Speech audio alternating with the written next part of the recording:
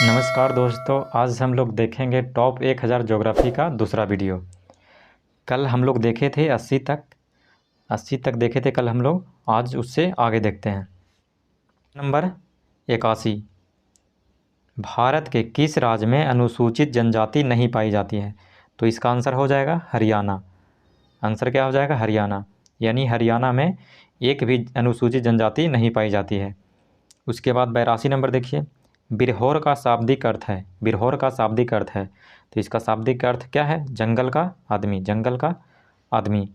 उसके बाद 83 नंबर देखिए, भूमिज जनजाति किस राज्य में निवास करती है? भूमिज जनजाति किस राज्य में निवास करती है? तो इसका आंसर हो जाएगा पश्चिम बंगाल। उसके बाद देखिए 84 नंबर, कादर, उराली एवं मोपला किस राज्य की जनजातियां हैं? तो किस राज्य का है? केरल का। कौन कौन? कादर, उराली एवं मोपला केरल राज्य की जनजातियां हैं। उसके बाद 85 नंबर देखिए, ओरवा जनजाति किस राज्य से संबंधित है? ओरवा जनजाति किस राज्य से संबंधित है? तो इसका आंसर हो जाएगा झारखंड राज्य। उसके बाद देखिए 86 नंबर, दक्षिण भारत के मुख्य जनजाति कौन सी है? दक्षिण भारत की मुख्य जनजाति कौन सी है? तो इसका आंसर हो जाएगा टोंडा। उसके बाद देखिए 87 नंबर, राजस्थान की सबसे बड़ी जनजाति, राजस्थान की सबसे बड़ी जनजाति, तो इसका आंसर हो जाएगा मीणा। मीणा सबसे बड़ी जनजाति है राजस्थान की। उसके बाद देखिए 88 नंबर, लेपचा तथा भूटिया जनजाति किस राज्य में निवास करती है? लेपचा तथा भूटिया जनजाति किस राज्य में निवास करती है? तो इसका आंसर हो जाएगा सिक्किम। लेपचा और भूटिया सिक्किम राज्य में निवास करती है। उसके बाद 89 नंबर देखिए, भारत की सबसे बड़ी जनजाति कौन सी है? भारत की सबसे बड़ी जनजाति कौन सी है? तो कौन सा है? गोंड है। आप लोग को बताना है गोंड ये जनजाति का कितना प्रतिशत है भारत में। उसके बाद 90 नंबर देखिए, 90 में देखिए, संथाल किस राज्य की सबसे बड़ी जनजाति है? संथाल किस राज्य की सबसे बड़ी जनजाति है? तो कहाँ की है? झारखंड की। उसके बाद 91 नंबर देखिए, भारत के किस राज्य में ईसाई जनसंख्या का प्रतिशत सर्वाधिक है? भारत के किस राज्य में ईसाई जनसंख्या का प्रतिशत सर्वाधिक है? तो इसका आंसर हो जाएगा नागालैंड। उसके बाद 92 नंबर देखिए, भारत में जनसंख्या वृद्धि के इतिहास में कौन सा वर्ष महाविभाजन का वर्ष कहलाता है? तो कौन सा वर्ष कहलाता है महाविभाजन का वर्ष? 1921। 1921 हो जाएगा इसका आंसर। महाविभाजन का वर्ष कहलाता है ये।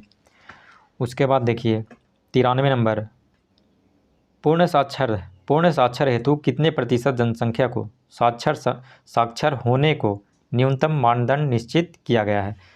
तो 90%। यानी जिस राज्य की जनसंख्या 90% अगर साक्षर हो गया तो राज्य क्या साक्षर घोषित किया जाएगा, यानी पूर्ण रूप से क्या है? साक्षर राज्य है। उसके बाद देखिए 94 नंबर, साक्षरता दर की गणना के लिए आयु सीमा निर्धारित है। साक्षरता दर की गणना के लिए आयु सीमा निर्धारित है, तो इसका आंसर हो जाएगा 7 वर्ष से ऊपर। 7 वर्ष से ऊपर।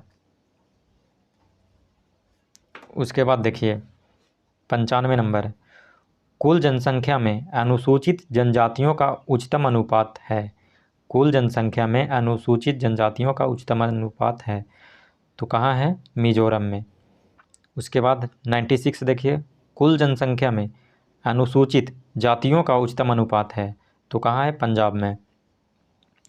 इसमें 95 नंबर में जनजाति है और 96 में क्या है? जाति है। उसके बाद देखिए क्वेश्चन नंबर 97। क्वेश्चन नंबर 97, 2011 के जनगणना के अनुसार अनुसूचित जाति की सर्वाधिक संख्या किस राज्य में पाई जाती है? अनुसूचित जाति की सर्वाधिक संख्या किस राज्य में पाई जाती है? तो उत्तर प्रदेश हो जाएगा इसका आंसर। उसके बाद 98 नंबर देखिए, 2011 के जनगणना के अनुसार अनुसूचित जनजाति की सर्वाधिक संख्या किस राज्य में पाई जाती है? तो इसका आंसर हो जाएगा मध्य प्रदेश। मध्य प्रदेश में सर्वाधिक अनुसूचित जनजाति है और उत्तर प्रदेश में सर्वाधिक अनुसूचित जाति हैं। उसके बाद देखिए 99, किस राज्य में अनुसूचित जाति के प्रतिशत सर्वाधिक है? किस राज्य में अनुसूचित जाति के प्रतिशत सर्वाधिक है? तो कहाँ है? पंजाब में है। उसके बाद 100 नंबर देखिए, किस राज्य में अनुसूचित जनजातियों के लोगों का प्रतिशत सर्वाधिक है? प्रतिशत में सर्वाधिक है तो मिजोरम में। अनुसूचित जनजातियों के प्रतिशत किस राज्य में सर्वाधिक है? तो मिजोरम में। उसके बाद देखिए क्वेश्चन नंबर 101, 10 लाख से अधिक जनसंख्या वाले नगरों की संख्या कितनी है? तो 35 है। 35 ऐसे नगर हैं जिनकी जनसंख्या लगभग 10 लाख से ऊपर है। उसके बाद 102 नंबर देखिए, भारत का सर्वाधिक नगरीकरण वाला राज्य कौन है? तो इसका आंसर हो जाएगा गोवा। गोवा सर्वाधिक नगरीकरण वाला राज्य है। उसके बाद 103 नंबर देखिए, मेगापोलिस नगर की जनसंख्या कितनी होती है? मेगापोलिस नगर की जनसंख्या कितनी होती है? तो कितनी होती है? 50 लाख से अधिक। 50 लाख से अधिक। उसके बाद 104 नंबर देखिए, भारत के कुल अंतर्राष्ट्रीय व्यापार का कितना प्रतिशत भाग समुद्री मार्ग द्वारा होता है? भारत के कुल अंतर्राष्ट्रीय व्यापार का कितना प्रतिशत भाग समुद्री मार्ग द्वारा होता है? तो इसका आंसर हो जाएगा 98%। 98% व्यापार समुद्री मार्ग द्वारा होता है, बाकी 2% स्थल मार्ग के द्वारा होता है। उसके बाद देखिए, उसके बाद 105 नंबर, भारत में बड़े बंदरगाहों की संख्या कितनी है? भारत में बड़े बंदरगाहों की संख्या कितनी है? तो कितनी है? 13 है। उसके बाद 106 नंबर देखिए, किस बंदरगाह को भारत का प्रवेश द्वार कहा जाता है? किस बंदरगाह को भारत का प्रवेश द्वार कहा जाता है? तो मुंबई को कहा जाता है। उसके बाद 107 नंबर देखिए, भारत का आधुनिक बंदरगाह कौन सा है? भारत का आधुनिक बंदरगाह कौन सा है? तो कौन सा है? नन्हा सोवा है। नन्हा सोवा है। नन्हा सोवा बंदरगाह। उसके बाद 108 नंबर देखिए, भारत में कौन सा बंदरगाह है? भारत में कौन सा बंदरगाह है एक मुक्त व्यापार क्षेत्र? तो कांडला बंदरगाह है। कांडला बंदरगाह मुक्त व्यापार क्षेत्र बंदरगाह है। उसके बाद 109 नंबर देखिए, भारत का कृत्रिम बंदरगाह है। भारत का कृत्रिम बंदरगाह है तो कौन सा है? चेन्नई है। चेन्नई बंदरगाह भारत का कृत्रिम बंदरगाह है। उसके बाद 110 नंबर देखिए, कौन सा बंदरगाह जुआरी नदी के मुहाने पर स्थित है? जुआरी नदी के मुहाने पर स्थित है तो मार्मागोआ। तो जुआरी नदी कौन सा राज्य की कौन सा नदी में बहती है जुआरी नदी? तो इसको बताइएगा आप लोग। उसके बाद 111 नंबर देखिए, 111 में क्या है? भारत के पूर्वी तट पर, भारत के पूर्वी तट में सर्वश्रेष्ठ प्राकृतिक बंदरगाह है तो कौन सा है? विशाखापट्टनम। इसके बाद 112 नंबर देखिए, एयर इंडिया का मुख्यालय कहाँ है? एयर इंडिया का मुख्यालय कहाँ है? तो मुंबई में है। उसके बाद आगे देखिए, इंडियन एयरलाइंस का मुख्यालय कहाँ है? इंडियन एयरलाइंस का मुख्यालय कहाँ है? तो इसका आंसर हो जाएगा दिल्ली। इंडियन एयरलाइंस का मुख्यालय कहाँ है? दिल्ली में। उसके बाद देखिए 114 नंबर, विश्व के प्रथम हवाई डाक सेवा की शुरुआत हुई। विश्व की प्रथम हवाई डाक सेवा की शुरुआत हुई तो कहाँ से कहाँ हुई थी? इलाहाबाद से नैनी के मध्य। इलाहाबाद से नैनी के मध्य। उसके बाद 115 नंबर देखिए, विश्व की सर्वप्रथम हवाई डाक सेवा का प्रारंभ कब हुआ? विश्व की सर्वप्रथम हवाई डाक सेवा का प्रारंभ कब हुआ? तो 1911 ईस्वी में। 1911 ईस्वी में। उसके बाद 116 नंबर देखिए, भारत में वायु परिवहन का विकास कब प्रारंभ हुआ? कब प्रारंभ हुआ हो जाएगा यहाँ पे, कब प्रारंभ हुआ? तो कब हुआ? 1911 में। उसके बाद 117 नंबर देखिए, भारत में प्रथम संपर्क क्रांति ट्रेन चली थी। भारत में प्रथम संपर्क क्रांति ट्रेन चली थी तो कहाँ से कहाँ चली थी? दिल्ली से बेंगलुरु के मध्य चली थी। दिल्ली से बेंगलुरु के मध्य चली थी। उसके बाद 118 नंबर देखिए, कोयला से चलने वाला देश का सबसे पुराना भाप लोकोमोटिव कौन था? तो फेरी क्वीन। फेरी क्वीन जो इंजन था, कोयला से चलने वाला इंजन था। कोयला से चलने वाला प्रथम भाप इंजन था। उसके बाद देखिए question number 119। Question number 119, Bharat में प्रथम विद्युत ट्रेन कब चलाई गई? भारत में प्रथम विद्युत ट्रेन कब चलाई गई? तो इसका आंसर हो जाएगा 1925। 1925 हो जाएगा। उसके बाद 120 नंबर देखिए, रेल मंत्रालय ने व्हील्स ऑन व्हील्स नामक परियोजना शुरू करने की घोषणा किस वर्ष की थी? तो इसका आंसर हो जाएगा 2004 हो जाएगा। 2004। उसके बाद 121 नंबर देखिए, कोंकण रेल मार्ग किन किन राज्यों से होकर गुजरती है? तो किन किन राज्य से गुजरती है? तो इसका आंसर हो जाएगा महाराष्ट्र हो जाएगा, कर्नाटक हो जाएगा, गोवा हो जाएगा और केरल हो जाएगा। उसके बाद आगे देखिए, उसके बाद देखिए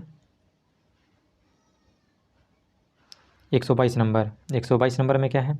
ग्रांड ट्रंक सड़क निर्मित है। ग्रांड ट्रंक सड़क निर्मित है तो कहाँ से कहाँ? दिल्ली से कोलकाता के बीच। दिल्ली से कोलकाता के बीच ग्रांड ट्रंक सड़क निर्मित है। उसके बाद 123 नंबर देखिए, पेट्रो रसायन के उत्पादन का सबसे बड़ा केंद्र कहाँ स्थित है? पेट्रो रसायन के उत्पादन का सबसे बड़ा केंद्र कहाँ पर स्थित है? तो कहाँ स्थित है? जामनगर में। कहाँ स्थित है? जामनगर में। उसके बाद 124 नंबर देखिए, बिहार में पहली चीनी मिल कहाँ स्थापित की गई थी? बिहार में पहली चीनी मिल कहाँ स्थापित की गई थी? तो मरहौरा में की गई थी, मरहौरा में की गई थी। आप लोग को बताना है मरहौरा कौन सा डिस्ट्रिक्ट में है, बिहार के कौन सा डिस्ट्रिक्ट में है मरहौरा। उसके बाद 125 नंबर देखिए, जॉर्ज ऑकलैंड ने सर्वप्रथम भारत में 1855 ईस्वी में किस राज्य में जूट मिल स्थापित की थी? जॉर्ज ऑकलैंड ने सर्वप्रथम भारत में 1855 ईस्वी में किस राज्य में जूट मिल स्थापित की थी? तो इसका आंसर हो जाएगा सिरसा, पश्चिम बंगाल। सिरसा, पश्चिम बंगाल हो जाएगा, सिरसा, पश्चिम बंगाल। उसके बाद 126 नंबर देखिए, मुरी नगर किस उद्योग के लिए प्रसिद्ध है? मुरी नगर किस उद्योग के लिए प्रसिद्ध है? तो किस उद्योग के लिए प्रसिद्ध है मुरी नगर? एल्युमिनियम के लिए, एल्युमिनियम के लिए। उसके बाद 127 नंबर देखिए, विशाखापट्टनम किस उद्योग के लिए प्रसिद्ध है? विशाखापट्टनम किस उद्योग के लिए प्रसिद्ध है? तो किस लिए प्रसिद्ध है? पोत निर्माण के लिए। किस लिए? पोत निर्माण के लिए। उसके बाद 128 नंबर देखिए, मोदी नगर किस उद्योग के लिए प्रसिद्ध है? मोदी नगर किस उद्योग के लिए प्रसिद्ध है? तो रबड़ उद्योग के लिए। किस उद्योग के लिए? रबड़ उद्योग के लिए। उसके बाद देखिए, उत्तर प्रदेश में दिया सलाई के लिए प्रमुख केंद्र, उत्तर प्रदेश में दिया सलाई के लिए प्रमुख केंद्र, तो कौन सा है दिया सलाई के लिए प्रमुख केंद्र? तो बरेली। उसके बाद देखिए, क्वेश्चन नंबर 130, मुरादाबाद किस उद्योग के लिए प्रसिद्ध है? मुरादाबाद किस उद्योग के लिए प्रसिद्ध है? तो पीतल उद्योग के लिए। किस उद्योग के लिए? पीतल उद्योग के लिए। उसके बाद 131 नंबर देखिए, भारत के किस उद्योग में सर्वाधिक संख्या में महिला कार्यरत है? भारत के किस उद्योग में सर्वाधिक संख्या में महिला कार्यरत है? तो चाय उद्योग में महिला सर्वाधिक कार्यरत है। उसके बाद 132 नंबर देखिए, कौन सा राज्य एंटीबायोटिक उद्योग के लिए प्रसिद्ध है? कौन सा राज्य एंटीबायोटिक उद्योग के लिए प्रसिद्ध है? तो कौन सा राज्य? इसका आंसर क्या हो जाएगा? महाराष्ट्र। महाराष्ट्र एंटीबायोटिक के लिए क्या है? प्रसिद्ध है। उसके बाद देखिए, क्वेश्चन नंबर 133, भारत में कागज उद्योग का प्रथम कारखाना 1870 में किस स्थान पर लगा था? तो कहाँ लगा था? बालीगंज में लगा था। बालीगंज में सर्वप्रथम कागज उद्योग का कारखाना लगा था। कब लगा था? 1870 में लगा था। आप लोग को बताना इस टाइम गवर्नर कौन था, गवर्नर जनरल कौन था इस टाइम। उसके बाद बताइए 134 नंबर, भारत में प्रथम उर्वरक संयंत्र 1906 ईस्वी में कहाँ स्थापित किया गया था? भारत में प्रथम उर्वरक संयंत्र 1906 में कहाँ पर स्थापित किया गया था? तो रानीपेट में, रानीपेट में स्थापित किया गया था। उसके बाद 135 नंबर देखिए, भारत में तट आधारित इस्पात संयंत्र कहाँ स्थापित है? भारत में तट आधारित इस्पात संयंत्र कहाँ स्थित है? तो विशाखापट्टनम। विशाखापट्टनम ये जो स्टील प्लांट है, लोहा के कारखाना है, वो तट के किनारे स्थित है। उसके बाद 136 नंबर देखिए, भारत में प्रथम जल विद्युत गृह की स्थापना 1898 ईस्वी में कहाँ हुआ था? भारत में प्रथम जल विद्युत गृह की स्थापना 1898 ईस्वी में कहाँ हुआ था? तो कहाँ हुआ था? दार्जिलिंग में हुआ था, दार्जिलिंग में हुआ था। उसके बाद 137 नंबर देखिए, काकरापारा परमाणु शक्ति केंद्र किस राज्य में स्थित है? काकरापारा परमाणु शक्ति केंद्र किस राज्य में स्थित है? तो कहाँ स्थित है? गुजरात में। आंसर क्या हो जाएगा इसका? गुजरात हो जाएगा, गुजरात। उसके बाद 138 नंबर देखिए, कल्पक्कम परमाणु ऊर्जा केंद्र किस राज्य में स्थित है? कल्पक्कम परमाणु ऊर्जा केंद्र किस राज्य में स्थित है? तो इसका आंसर हो जाएगा तमिलनाडु। क्या हो जाएगा? तमिलनाडु। उसके बाद आगे देखिए 139 नंबर, एशिया की पहली भूमिगत जल विद्युत परियोजना भारत के किस राज्य में स्थित है? तो हिमाचल प्रदेश में, हिमाचल प्रदेश में। इसका आंसर क्या हो जाएगा? हिमाचल प्रदेश हो जाएगा।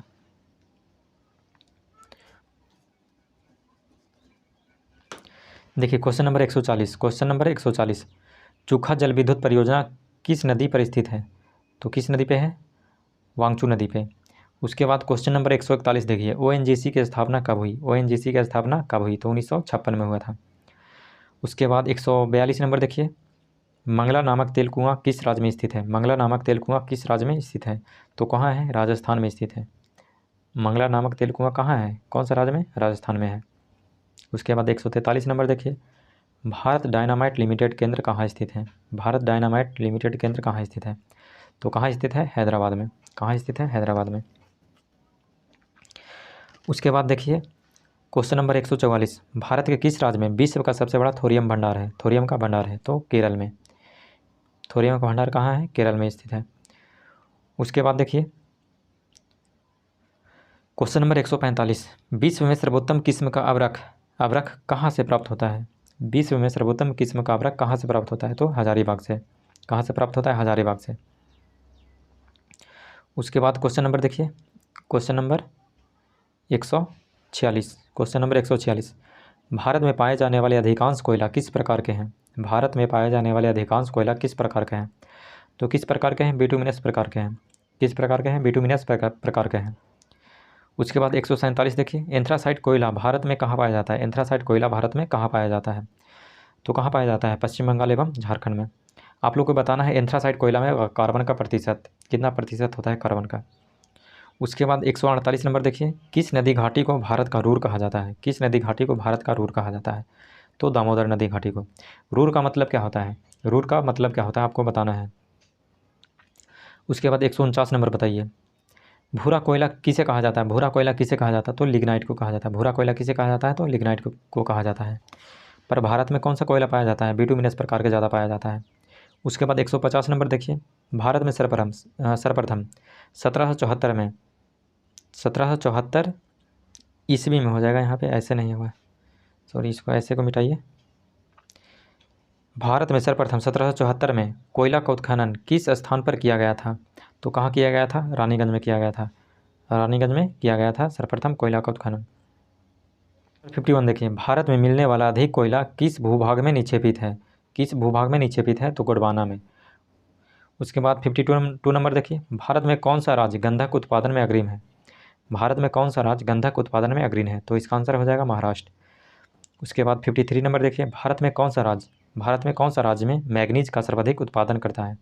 मैग्नीज का सर्वाधिक उत्पादन कौन सा राज्य करता है? तो उड़ीसा करता है।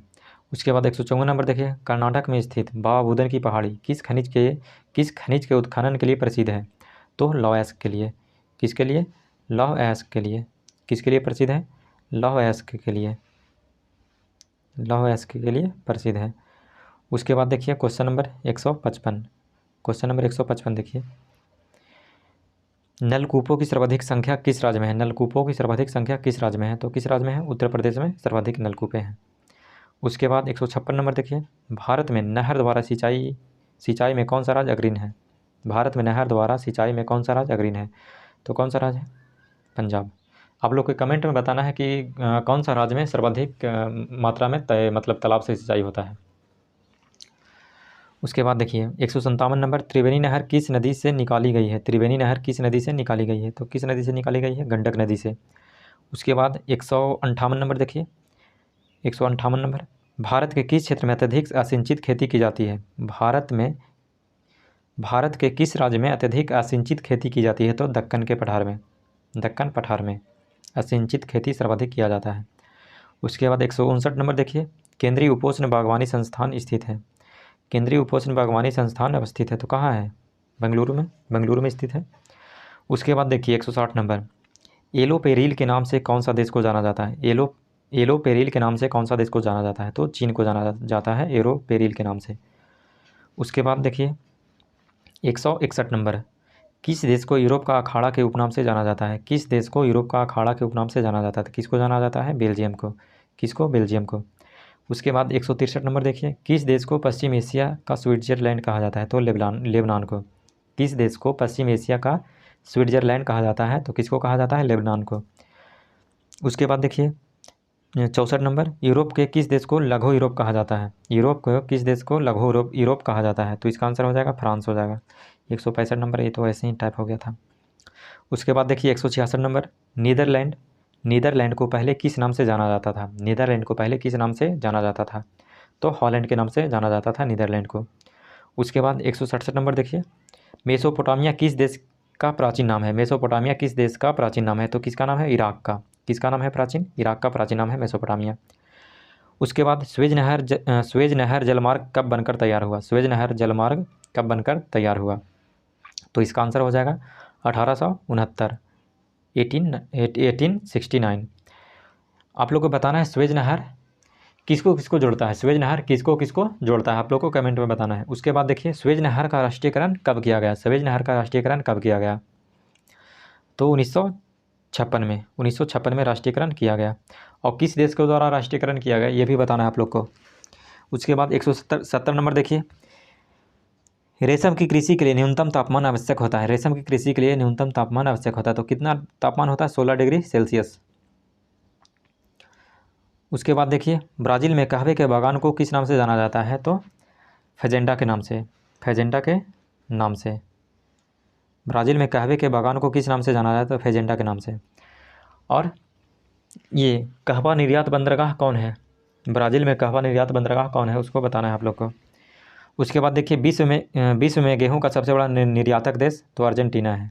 विश्व में गेहूं का सबसे बड़ा निर्यातक देश कौन है, अर्जेंटीना है। उसके बाद 173 नंबर देखिए, मृत घाटी कहाँ स्थित है, मृत घाटी कहाँ स्थित है, कैलिफोर्निया में। मृत घाटी कहाँ स्थित है, कैलिफोर्निया में स्थित है। उसके बाद आगे बताइए क्वेश्चन नंबर 174, शंकुधारी या कोंधारी वन किस प्राकृतिक प्रदेश में मिलते हैं, तो टैगा प्रदेश में मिलते हैं। शंकुधारी या कोंधारी वन किस प्राकृतिक प्रदेश में मिलते हैं, तो टैगा प्रदेश में मिलते हैं। उसके बाद 175 नंबर देखिए, एस्किमो किस प्राकृतिक प्रदेश के निवासी हैं, एस्किमो किस प्राकृतिक प्रदेश के निवासी हैं, तो टुंड्रा प्रदेश के, टुंड्रा प्रदेश के निवासी हैं।